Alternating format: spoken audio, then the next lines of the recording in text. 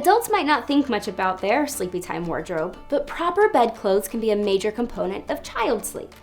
Proper nighttime clothes can reduce hazards, maintain temperature control, and maybe even prevent your clever little escape artist from climbing out of their crib at night. Not to mention, if your child loves their PJs, they might actually start looking forward to bedtime, and that's always a plus. But do you know what's not a plus? These little ones grow so fast. You just bought that outfit, didn't you? Why doesn't it fit anymore? Listen, we hear you. Consider a clothing swap with local parents or donate and secondhand shop. Before you shop, let's look at the ways that your child's nighttime wardrobe will change as they age. So swaddles, I guess because usually they say from like 0 to 3 months is when they should be being swaddled. Sometimes they could go a little bit longer, but once babies start rolling, they don't like them to have their arms tucked in. And so that's usually when they recommend that once your baby starts rolling over to put them into a sleep sack so that their arms are free. So if they do roll onto their belly, they can push themselves up. Whereas if they're in a swaddle, super young, or if they're in a sleep sack when they're older, that definitely helps. But being swaddled up into an older age can cause a risk for SIDS because they say their arms are strapped down, and if they needed to put their head up and they don't have the support of their arms, that's the reason that they do the change. So we did swaddles at the beginning. So they can have swaddlers, they can have sleep sacks. Our newborn is right now in a swaddle, and that keeps his arms close to him, and that helps him be able to feel like he's in utero still, and that helps him sleep really well so he doesn't have his startle reflex, and he doesn't jump a ton whenever he hears noises through the night. As he gets older, like once he starts turning over, we'll not use that. We'll probably just swaddle like underneath his chest, and that's what we did for our daughter. So the arms are free, they need to roll, but they're still like tight. I just remember when they were infants that being swaddled, my first 2 children liked to be swaddled. My 3rd child did not like to be swaddled at all.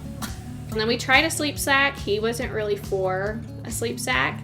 And so he mostly went from swaddle to just being in his long sleeve PJs and with just laying in his bassinet, and he was happy with that. And so that's pretty much what we did. And then nowadays that he's older, he's able to have a blanket in his crib. But I would say with swaddles and sleep sacks, there's definitely certain ages that they recommend for doing certain things just for safe sleeping methods and for the baby's safety, and I guess just to make a parent feel better about when you put a baby down. It definitely gives a mom, and I feel like a dad, some peace when you're letting your little one go rest. Swaddles will likely be your baby's first experience with sleepwear if they're using a crib or a bassinet. These swaddles recreate the feeling of being held by mom and dad, which should provide a sense of security, kind of like a tiny weighted blanket for infants. Most infants stop swaddling around 3 to 4 months, but you really want to watch for mobility. Studies have shown swaddles can increase the risks of crib death in babies who are able to roll onto their stomachs and sides, as they can be restrictive to movement and could prevent rolling onto the back again. If he has started rolling over, it's time to switch to a sleep sack. And about those sleep sacks, if you're thinking, what the heck's a sleep sack? Those weren't around when I was a kid. I've got some cool news for you. Sleep sacks are a type of wearable blanket, like a little snuggie for a baby. It works to reduce many common bedtime dangers from the crib. Not only do sleep sacks provide more freedom of movement so babies can roll onto their backs, they can further reduce dangers by eliminating loose blankets inside the crib. Sleep sacks are often started around 3 to 4 months and are utilized until about toddler age. If you have a little climber on your hands but can't transition to a crib yet, a sleep sack could minimize your explorer's ability to scale the mountain that is their crib wall. If your toddler is clever enough to unzip the sleep sack, try putting it on backwards. Pajamas could be used at any age as long as they don't restrict movement. But snaps, zippers, and buttons could make nighttime diaper changes more difficult. Feel free to wait on pajamas until toddler age or older, whatever works best for your family. Who knew something as simple as bedtime clothes could be such a big deal?